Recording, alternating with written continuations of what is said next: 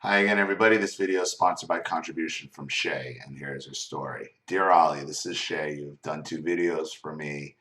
The first almost a year ago entitled Don't Believe the Narcissist Threats, and the second one was Always Record the Narcissist. Well, things are going well, and I'm happy to say I am still no contact, and I have been standing up for myself. I again wish that I would have listened from the first video, and I constantly think of how things would have been different had I left secretly and fought back.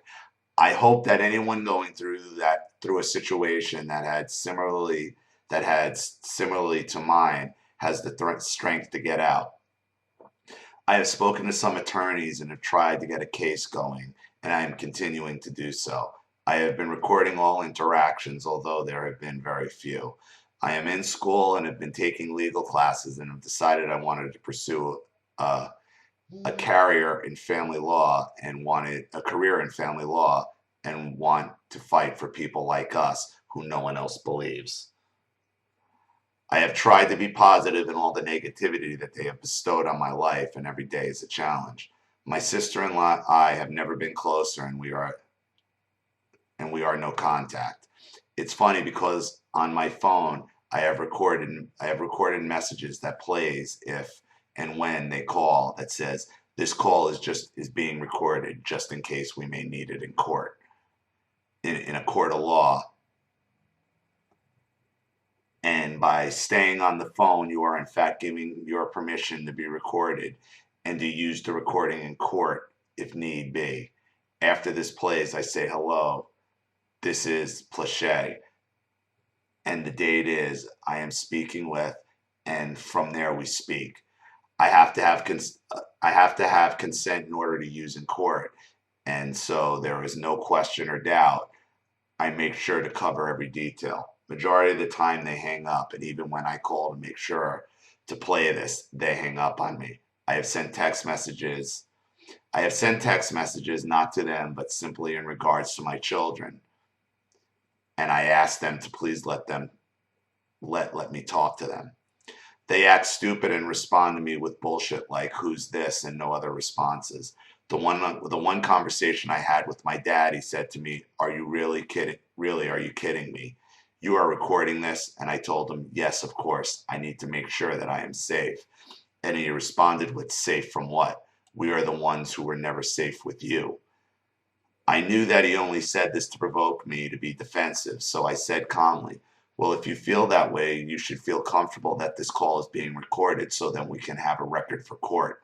If you are afraid of me, like you say, however, I am unsure of how you would be, as I have never threatened you as you have me, nor did I call your job and lie as you did to me, all because you had to break me, right?" He paused for a good while and finally, while I knew he was trying his hardest not to go off, finally said, "Well, yeah, well, I don't give you permission to record me from this point." I told him, "Well, I'm sorry you feel that way. However, you've given me permission to record you during this phone call. And as stated in the beginning of the call, as long as you're on the phone of your own free will, you are in fact giving me permission to record you. And if you need to, and if need be, to use the recording in a court of law."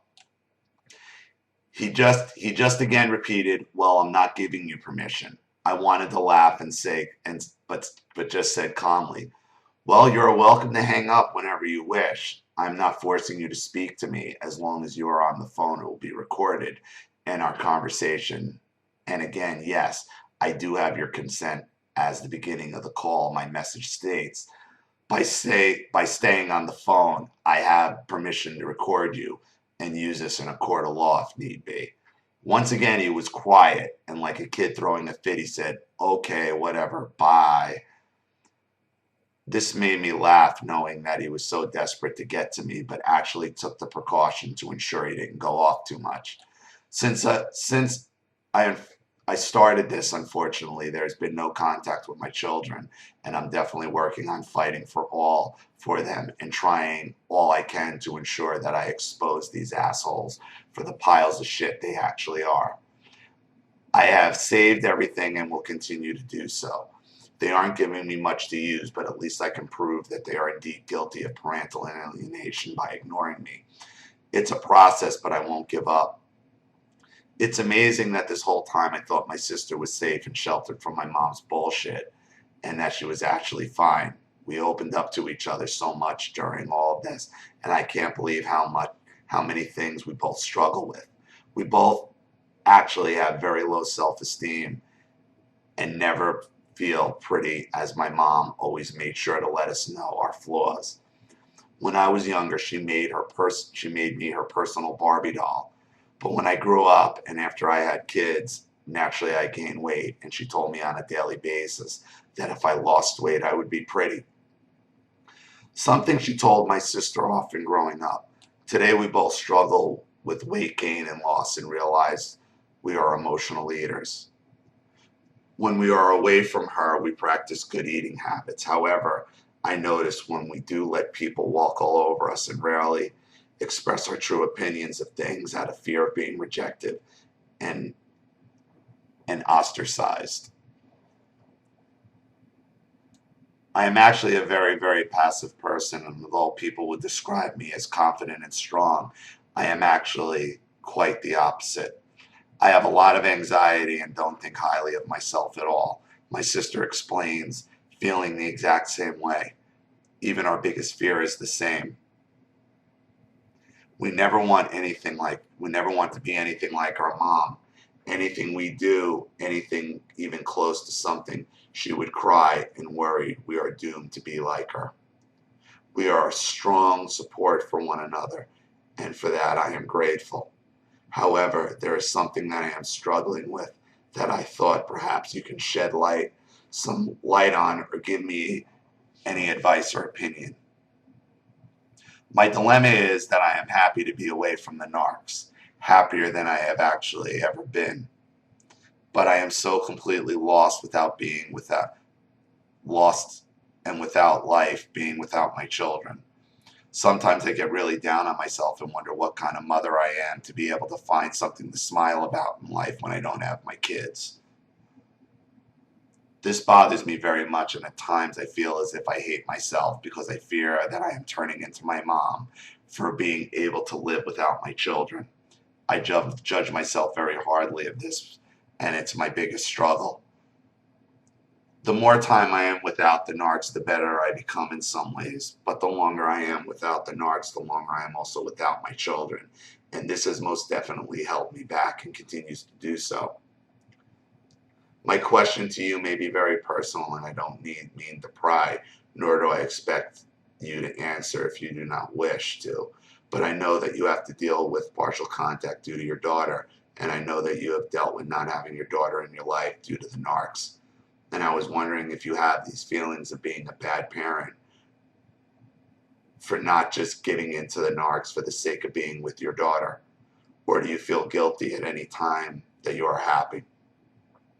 If so, how do you deal with these feelings, and any advice on how to change these patterns of thought?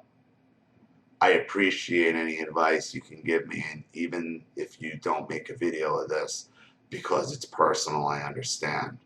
I know we have never met, Ollie, but I hope that you will know that without you and the support you give from your videos, I know for a fact that I probably would have committed suicide, as I felt so alone until I found your videos. Your strength inspires me, and I know that you have bad days as well, but I do hope you really see the difference you're making in the lives of people like us who have lived this life.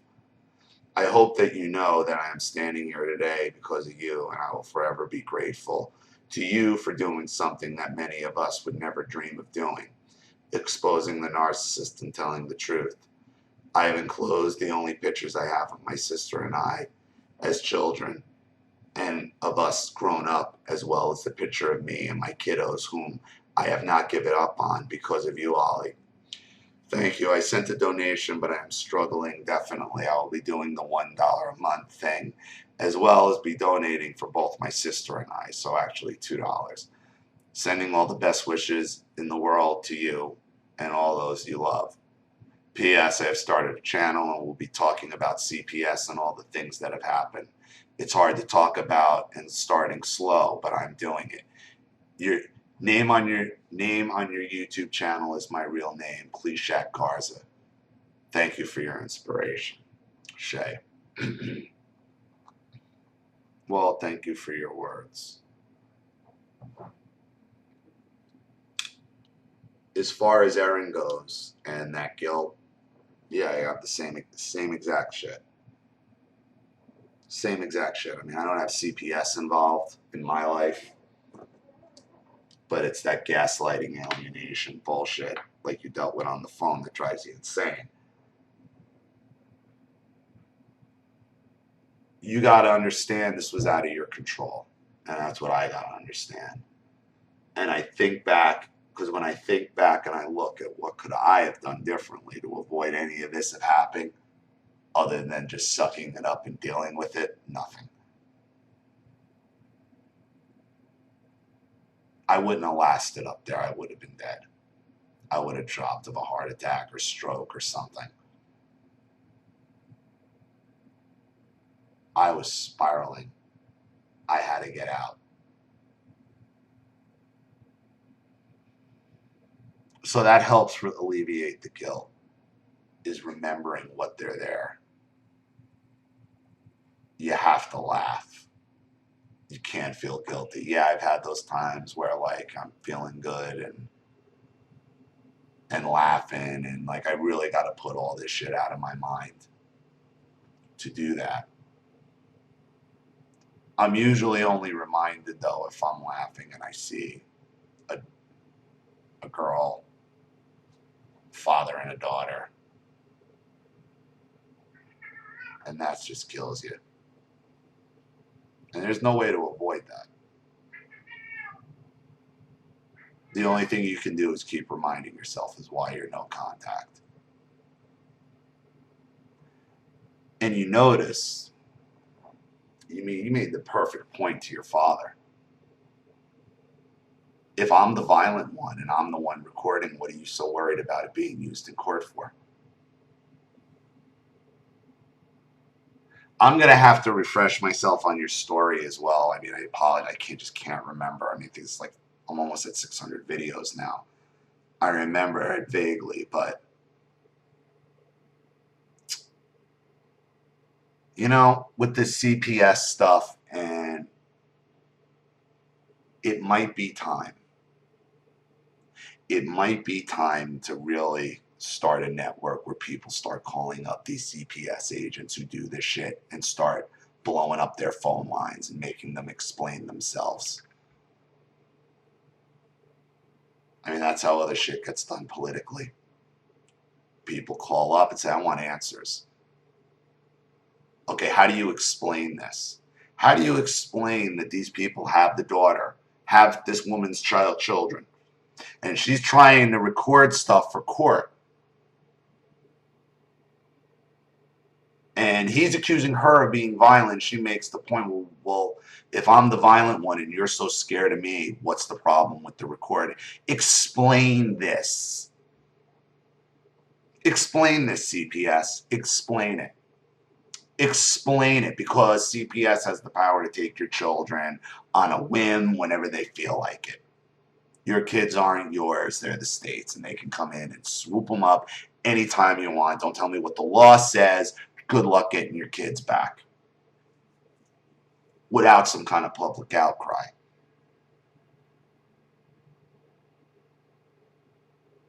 It's time to start calling these people out by name. It's time to stop being anonymous.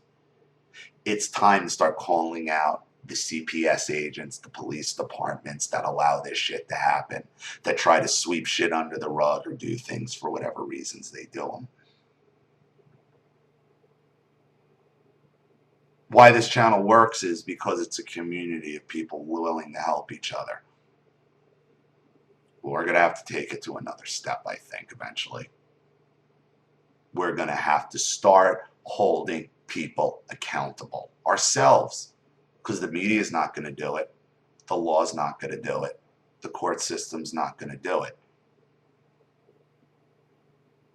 The only time things change is when people stand up as a group and get in others' faces get in the oppressor's faces. It's the only time anything changes. We saw that a couple videos ago, the wedding video with the dress story. Everybody circled and encompassed the narcissist and the abuser and held her, and she crumbled. And that's what's going to need to happen. Explain to me. Well, we can't tell you. Well, I'm just going to keep calling and blowing up your phone lines until you do. I'm going to have people keep calling you and your supervisors because they're not going to do it because they want to do the right thing. They're going to want to do it because they're going to want to stop having to explain themselves.